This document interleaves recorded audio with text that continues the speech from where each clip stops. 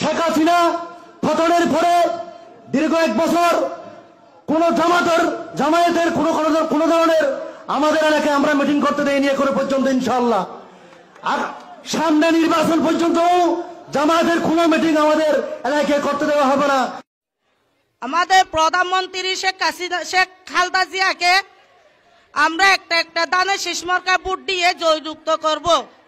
যারা জাকাতের অর্থ তাদের নিজ নেতাকর্মীর পেছনে ব্যয় করে মৌদুদিবাদের যে মতবাদ রয়েছে সেজন্য তারা ব্যয় করে কোচিং ব্যবসাকে প্রতিষ্ঠিত করার জন্য তারা নিমগ্ন রয়েছে। একটি মুনাফেক দল রয়েছে যারা এগুলো দখল কাজে ব্যস্ত। বিএনপি হচ্ছে রাজনৈতিক দল হিসাবে হাঙ্গরের একটা চরিত্র আছে, সেটা হচ্ছে সমুদ্রের স্বজাতির হাঙ্গরকে খেয়ে ফেলে এবং গর্ভাবস্থায় যখন গর্ভে থাকে তখন আপন ভাই বোনকেও শক্তিশালী হাঙ্গরটা খেয়ে ফেলে। বিএনপি হচ্ছে সেই হাঙ্গর যারা নিজের দলের নেতাকর্মীকেও খেয়ে ফেলে, শরিক দলের নেতাকর্মীকেও খেয়ে ফেলে হাঙ্গরের মতো। আপনি এখনকার ৭১-এর কথা বলছেন, এর আগে আপনি দেখবেন উনি মৌলবাদ নিয়েও কথা বলেছেন, দক্ষিণপন্থীদের ইসলামিকদের উত্থান, এই জাতীয় প্রসঙ্গ এনেছে। উনি ভুলে গেছে যে দেশনেত্রী বেগম খালেদা জিয়া যাদের ধারণ করেছিল, যাদেরকে নিয়ে একসাথে কার্যক্রম করেছিল, তাদের বিরুদ্ধে উনি এখন কথা বলছেন। উনি ওনার মরহুম পিতা এবং শারীরিকভাবে অসুস্থ মাতার যে বিএনপি, সেই বিএনপিকে ধারণ করতে পারছে না বলে এবং আগামী নির্বাচন পরাজয়ের আশঙ্কায় এই মুহূর্তে জামাতকে উদ্দেশ্য করে অথবা ইসলামী দলগুলোকে উদ্দেশ্য করে অথবা ৮ দলকে উদ্দেশ্য করে এই জাতীয় বিষয় নিয়ে আসার চেষ্টা করছে। কিন্তু উনি ভুলে গেছে এই ৭১-এর বয়ান ধারণ করেই ফ্যাসিস্ট শেখ হাসিনা বাংলাদেশ ছেড়ে হিন্দুস্তানে পালিয়ে গেছে। তো এই আওয়ামী বয়ান ধারণ করে এখন আর কোনো লাভ নাই। আমি ওনাকে অনুরোধ করব, শহীদ প্রেসিডেন্ট জিয়াউর রহমানের বিএনপিকে ধারণ করুন, বাংলাদেশের মানুষ আপনাকে আবারও ভালোবাসে। আসসালামু আলাইকুম ওয়া রাহমাতুল্লাহ। সুপ্রিয় দর্শক, ছাত্র দলের সভাপতি জামাত শিবিরকে ঘিরে কিছু মিথ্যা আপত্তিকর বক্তব্য দিয়েছে। আজকের ভিডিওতে সেই বক্তব্যের জবাব দেওয়ার চেষ্টা করব। তো সর্বপ্রথম যে বক্তব্যটা আপনাদের শোনাতে চাই সেটা হলো ছাত্র দলের সভাপতি রাকিব চাচা একটা বক্তব্যে বলেছে একটা অনুষ্ঠানে যে জাকাতের অর্থ নিজ নেতা কর্মীদের পিছনে ব্যয় করে, মওদুদি মতবাদ অনুযায়ী ব্যয় করে। প্রকৃত ইসলাম অনুযায়ী জাকাতের টাকা পয়সা জামাত শিবিরেরা ব্যয় করে না। যারা জাকাতের অর্থ তাদের নিজ নেতাকর্মীর পেছনে ব্যয় করে মৌদুদিবাদের যে মতবাদ রয়েছে সেজন্য তারা ব্যয় করে, কিন্তু প্রকৃত ইসলাম মোতাবেক যে জাকাতের ব্যবহার, সেই ব্যবহার কি তারা করে? তো প্রিয় দর্শক, আপনারা শুনলেন, আমি এটার জবাব পরবর্তীতে দিচ্ছি। আগে কি কি বক্তব্য, আপত্তিকর বক্তব্য দিয়েছে সেগুলো আপনাদের একটু শুনিয়ে নিই। এরপর রাকিব চাচা বলেছে বাংলাদেশের জনসংখ্যার বেশি অর্ধেকই হচ্ছে নারী। এই নারীদের নিয়ে জামাত শিবিরের কোনো পরিকল্পনা নেই, শুধুমাত্র তারেক রহমানের পরিকল্পনা আছে। জামাত শিবিরের নেতাকর্মীরা বা জামাতের আমিরকে উদ্দেশ্যে বলেছেন যে এরা আরও কর্মঘণ্টা কমিয়ে দিয়ে তাদেরকে ঘরে বন্দি করে রাখতে চায়। দেশের অর্ধেক যে নারী, অর্ধেকেরও বেশি, মোট জনসংখ্যার অর্ধেকের বেশি নারী, তাদের বিষয়ে একমাত্র ভিশন রয়েছে বিএনপির, একমাত্র ভিশন রয়েছে বিএনপির ভারপ্রাপ্ত চেয়ারম্যান জনাব তারেক রহমানের। সেখানে আপনারা এই বিষয়ে স্পষ্টভাবে তুলে ধরবেন।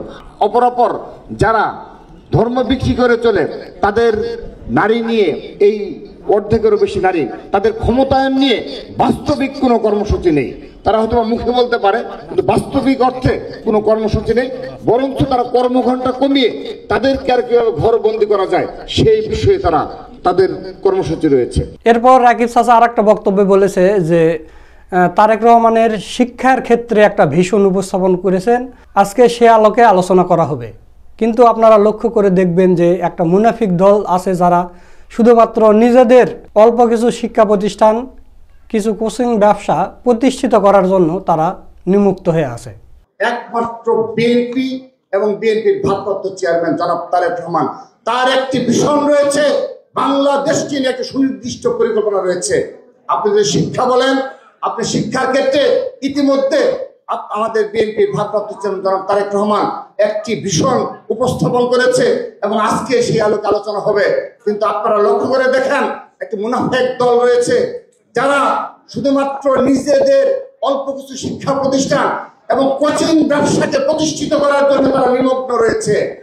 তারা কখনো ছাত্র সমাজকে সত্যিকারের অর্থে কোনো শিক্ষা ব্যবস্থা কী ধরনের উন্নতির প্রয়োজন সেদিকে কোনো আগ্রহ বা সুনির্দিষ্ট কোনো পরিকল্পনা আজ অবধি তারা প্রকাশ করতে পারেনি। কিন্তু কিভাবে তাদের কোচিং ব্যবসা প্রতিষ্ঠিত করতে হবে সে বিষয়ে তাদের পূর্ণ মনোযোগ রয়েছে এবং আমরা অভিযোগ করছি যে এই কোচিং ব্যবসার মাধ্যমে সাজেশনের মাধ্যমে প্রশ্ন ফাঁস করা হয়।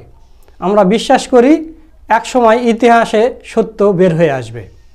তারা কখনো ছাত্র সমাজকে সত্যিকার অর্থে পুরো শিক্ষা ব্যবস্থার কি ধরনের উন্নতি প্রয়োজন সেই দিকে তাদের কোনো প্রকার কোনো আগ্রহ এবং সুনির্দিষ্ট কোনো পরিকল্পনা আজ অবধি তারা প্রকাশ করতে পারেনি। কিন্তু কিভাবে তাদের কোচিং ব্যবসাকে প্রতিষ্ঠিত করতে হবে সে বিষয়ে তাদের পূর্ণ মনোযোগ রয়েছে এবং আমরা অভিযোগ করছি এই কোচিং ব্যবসার মাধ্যমে সাজেশনের মাধ্যমে প্রশ্ন ফাঁস করা হয়। আমরা বিশ্বাস করি এক সময় ইতিহাসে সত্য বেরিয়ে আসবে। এরপর রাকিব চাচা বলেছে যে বাংলাদেশের অর্থনীতি কিভাবে চলবে, ব্যাংক খাত কিভাবে চলবে, এটা নিয়ে একমাত্র তারেক রহমানই নাকি চিন্তা ভাবনা করতেছে। জামাতে ইসলামী ছাত্র শিবিরের এই বিষয় নিয়ে কোনো চিন্তা ভাবনা নেই। মানে আরও একটা দল আছে মুনাফিক দল, এই দলের কোনো এই বিষয় নিয়ে চিন্তা ভাবনা নেই, তারা দখল কাজে ব্যস্ত।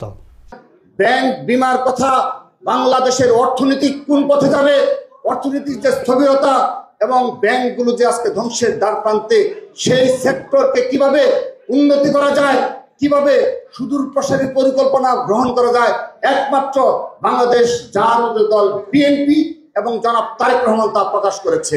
কিন্তু অপরাপর যারা একটি মুনাফিক দল রয়েছে যারা এগুলো দখল কাজে ব্যস্ত এবং কিভাবে আরো বেশি দখলদারিত্ব বজায় কায়েম করা যায় সে বিষয়ে শুধুমাত্র তাদের মনোযোগী রয়েছে।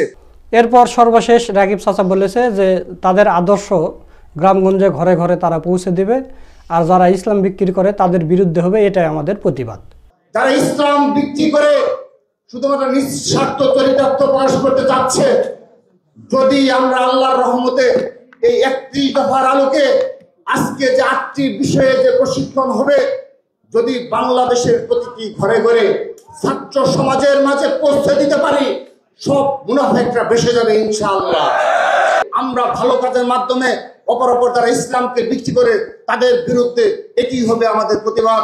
সুপ্রিয় দর্শক, এখন তাহলে প্রথম পয়েন্টে আসি যে রাকিব চাচা যে বলল যে জাকাতের অর্থ নিজ নেতাকর্মীদের মাঝে এবং মওদুদি মতবাদ অনুযায়ী ব্যয় করে। তো এই কথার এখন জবাব দিব। সেটা হলো যে বাংলাদেশে আরও যতগুলো দল আছে তারা কিন্তু দলীয়ভাবে জাকাত কালেক্ট করে না। আপনারা দেখবেন বিএনপি আওয়ামী লীগের বড় বড় নেতাকর্মীরা রোজার মধ্যে বিশেষ করে জাকাত দেয় এবং মাইকে ঘোষণা করা হয়, অনলাইনে নিউজ প্রচার করা হয় যে অমুক দিনে জাকাতের শাড়ি লুঙ্গি প্রদান করা হবে, আপনারা আইসেন। তখন দেখা গেল যে অসংখ্য গরিব মানুষেরা সেখানে যায় এবং ভিড়ে পায়ে পিষ্ট হয়ে অনেকে মারাও যায়। তো ওই জাকাতের একটা পাতলা শাড়ি, একটা পাতলা লুঙ্গি, এটা দিয়ে কি করবে?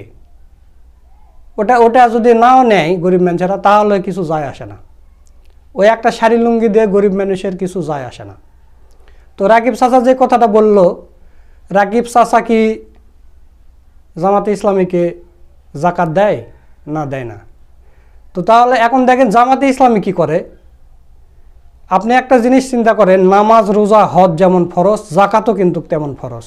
অন্যান্য দল কিন্তু এই ফরজ কাজটা করে না, কিন্তু জামাতে ইসলামী করে। জামাতে ইসলামের এই সাংগঠনিক কতটা কঠোর, কতটা সুন্দর, আপনি অবাক হয়ে যাবেন। জামাতে ইসলামের যারা কর্মী সমর্থক আছে তাদেরকে, যাদের উপর জাকাত ফরজ, সবাইকে বছরে জাকাত দিতে হয়।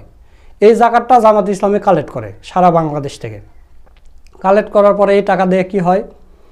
এই টাকা দিয়ে গরিব অসহায় মানুষ বা বাংলাদেশে যেগুলো বন্যা হয় বা আপনারা দেখলেন যে বস্তি পুড়ে গেছে, তাদেরকে খাবার, পোশাক আশাক এরকম দেওয়া হয়। মনে করেন জামাতে ইসলামী ওই একটা শাড়ি লুঙ্গি দেয় না। জামাতে ইসলামী যেই পরিবারকে একবার জাকাত দেয়, সেই পরিবার 2-3 বছর পরে সে নিজেও জাকাত দেওয়ার মতো তার স্বাবলম্বী হয়ে যায় সেই পরিবার। কিভাবে আপনাকে বুঝাচ্ছি।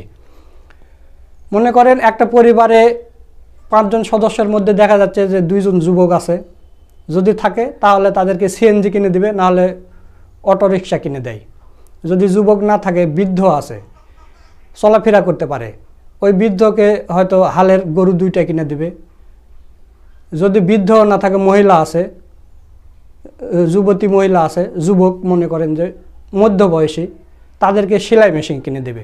যদি সেলাই মেশিন না চালাতে পারে তাহলে তাদেরকে ছাগল কিনে দেয় অথবা ভেড়া কিনে দেয়। কিনে দিলে তারা দেখা যাচ্ছে যে ওটার থেকেই আয় করে তারা নিজেরাই চলতে পারে, তাদের আর জাকাত চাইতে হয় না, তারা ওটা থেকে স্বাবলম্বী হয়। তো জামাতে ইসলামী এইভাবে কাজ করে। আর জামাতে ইসলামী এই জাকাত তোলে শুধু জামাতে ইসলামের ভিতরে। জামাতে ইসলামের কোনো নেতাকর্মী যদি যে বিএনপির এক নেতাকে বলে ভাই আপনি এই বছরে জাকাত দিবেন না, জাকাত দেন, তো বিএনপির ওই নেতাকে জামাতকে জাকাত দিবে? বা আওয়ামী লীগের নেতার কাছে যদি যাওয়া হয় যে আপনি জাকাত দেন, জাকাত দিবে না দিবে না? তাহলে এই একটা ফরজ বিধান আল্লাহ তাআলা কোরআনে নাজিল করে দিয়েছে, জাকাত দিতে হবে। এই জাকাত অন্যান্য কোনো দল দেয় না। জামাতে ইসলামী এটা সঠিকভাবে, মানে ইসলামিক রাষ্ট্রে যেভাবে জাকাত কালেক্ট করা হয় সেইভাবে জামাতে ইসলামের ভিতরে যারা কর্মী সমর্থক আছে তাদের কাছ থেকে এই জাকাত কালেক্ট করা হয়। তাহলে নামাজ, রোজা, হজের মতেও এই জাকাত ফরজটা এই জামাতে ইসলামের ভিতরে থাকলে, শিবিরের ভিতরে থাকলে আপনি এটা পূরণ করতে পারতেছেন। কিন্তু অন্যান্য দলে থাকলে এটা হবে না, আপনি পারবেন না। যদি ইসলামী রাষ্ট্রের ভিতর না থাকেন তাহলে হবে না। কিন্তু জামাতে ইসলামের ভিতরে একটা ইসলামী রাষ্ট্র তৈরি হয়ে গেছে, এইভাবে জাকাত কালেক্ট করতে হয়। তো রাকিব চাচা, আমার জাকাতের টাকা আমি কিভাবে দেব, কি করব? আমি তো আপনার থেকে নিয়ে নিই বা বিএনপির থেকে আওয়ামী লীগের কাছ থেকেও জাকাতের টাকা নিয়ে নিই। আমার জাকাতের টাকা আমি কোন খাতে ব্যয় করব সেটা বলার আপনি কে? আপনি কি আমাকে জাকাতের টাকা দেন? এটা কি আপনার বলার এখতিয়ারের মধ্যে পড়ে? না, পড়ে না। তো আপনি জামাত শিবির সম্পর্কে আগে জানবেন, তারপরে জামাত শিবিরকে নিয়ে সমালোচনা করবেন। আপনারা তো বক্তব্যে উঠলেই 2 মিনিট যদি বক্তব্য দেন তাহলে 1.5 মিনিটই জামাত শিবিরের বিরুদ্ধে। আপনারা এ পর্যন্ত ছাত্র দলের, বিএনপির যত নেতাকর্মী আছে তাদের বক্তব্য শুনবেন, দেখবেন যে 5 মিনিট বক্তব্য দিলে 4 মিনিটই জামাত শিবিরের বিরুদ্ধে। এদের নিজেদের কোনো এজেন্ডা নেই। এরা নিজেরা কি করবে, এদের কোনো এজেন্ডা নেই। এরা শুধু জামাত শিবিরের বিরোধিতা কিভাবে করা যায় এটা তাদের বক্তব্য থাকবেই। তো প্রিয় দর্শক, সবগুলো বিষয় খণ্ডন করতে গেলে ভিডিও অনেক বড় হয়ে যাবে, হয়তো আপনারা বড় ভিডিও অনেকে দেখতে চান না। আমি আর এগুলো নিয়ে কথা বলতে চাচ্ছি না, শুধু এই কোচিং সেন্টার নিয়ে কয়েকটা কথা বলবো। আর নারী বিষয়ে যেগুলো, তারপরে ব্যাংক খাতের যেগুলো বিষয় নিয়ে কথা বলছে এটা সামান্য একটু বলি। নারী বিষয়ে আমির জামাত ডাক্তার শফিকুর রহমান বলেছেন যে আমরা যদি ক্ষমতায় যাই তাহলে নারীদের কর্মঘণ্টা কমিয়ে দেবো, 8 ঘন্টা 5 ঘন্টায় নিয়ে আসবো। এটা নারীরা খুশি হয়েছে, কারণ নারীদের সন্তান পালন করতে হয়, 2 বছর শিশুকে দুধ খাওয়াইতে হয়, আবার অফিস থেকে এসে রান্না বান্না করতে হয়, অনেক ঝামেলা। তো এই কারণে জামাতে ইসলামের আমির বলেছে যে 8 ঘন্টার পরিবর্তে 5 ঘন্টা কাজ করবে, কিন্তু 8 ঘন্টারই বেতন দেওয়া হবে, বেতন কাটা হবে না। তো এটা নারীরা সাদরে গ্রহণ করছে, কিন্তু ছাত্র দলের নেতাকর্মী বা বিএনপির এগুলো ভালো লাগতেছে না। যে এরা বলতেছে যে নারীদের ঘরে বন্দি করবে, নারীদের ঘরে বন্দি করবে, মিথ্যা কথা। এ কথা অনেকেও প্রোপাগান্ডা করেছিল যে শিবিরকে ভোট দিও না, ঢাকা বিশ্ববিদ্যালয় বা ছাত্র সংসদ, সবগুলো ছাত্র সংসদ নির্বাচনে শিবিরকে ভোট দিও না, এরা নারীকে বন্দি করবে। কোথায় বন্দি হয়েছে আপনি দেখান, কোন বিশ্ববিদ্যালয়ে নারীকে জোর করে বন্দি করা রাখা হয়েছে, জোর করে বোরকা পরানো হয়েছে? কাউকে বলা হয়নি। অথচ এমনিতেই আপনারা দেখেছেন যে জুমা আপু, তিনি আগে হিজাব পরতেন না, তিনি এখন শিবিরের ব্যবহার আচার দেখে তিনি নিজেই এখন থেকে হিজাব পরেন। এই বিষয়গুলো আমাদের কাছে খুবই ভালো লাগছে। তো প্রিয় দর্শক, পরবর্তী যে বিষয় ব্যাংক খাতের কথাটা বললো রাকিব চাচা, যে তারেক রহমানই নাকি একমাত্র ভাবে যে বাংলাদেশের অর্থনৈতিক ব্যাংক খাত কীভাবে চলে, এগুলো ভুয়া কথাকে শোনে। তারেক রহমান তখন তো কোনো এমপি মন্ত্রী কিছু ছিল না, যখন প্রথমবার ক্ষমতায় এসেছিল বিএনপি, মানে 2001 সালে দুর্নীতিতে চ্যাম্পিয়ন হয়েছিল, তখন তো তারেক রহমান কোনো ক্ষমতায় ছিল না, এমপি মন্ত্রী ছিল না, তারপরে দুর্নীতিতে চ্যাম্পিয়ন হয়েছিল। তারেক রহমান যদি এবার ক্ষমতায় আসে তাহলে গোটা বিশ্বকে দেখে দিবে যে দুর্নীতি কাকে বলে। ব্যাংক খাতের কথা জামাতের সাথে, জামাতে ইসলামী যে ব্যাংক প্রতিষ্ঠা করেছে, ইসলামী ব্যাংক, এটা বিশ্বের মধ্যে শীর্ষস্থান ধরে রেখেছে। সেই ব্যাংক খাতের চিন্তা নাকি জামাতের ভিতর নেই, বিএনপির ভিতর আছে। এটা হাস্যকর একটা বিষয়। তো যাই হোক, এই পাগলেদের কথার এগুলো আসলে উত্তর দেওয়া ঠিক নয়, এদেরকে ভাইরাল করে দেওয়া।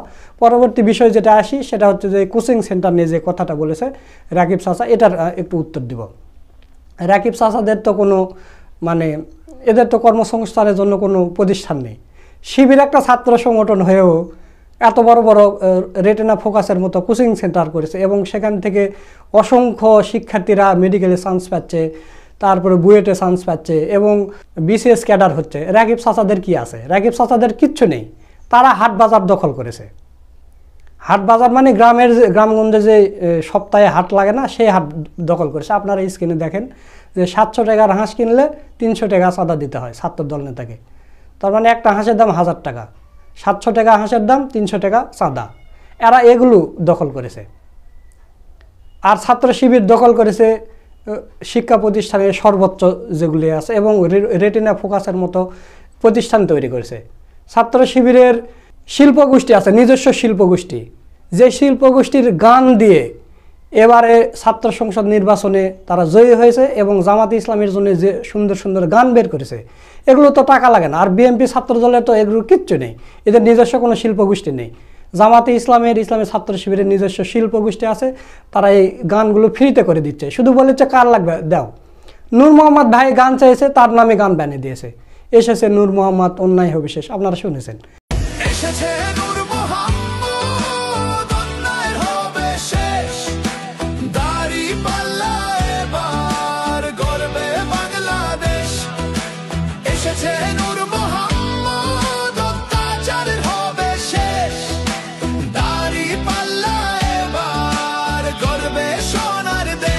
তো এদের কি আছে? এদের কিচ্ছু নেই।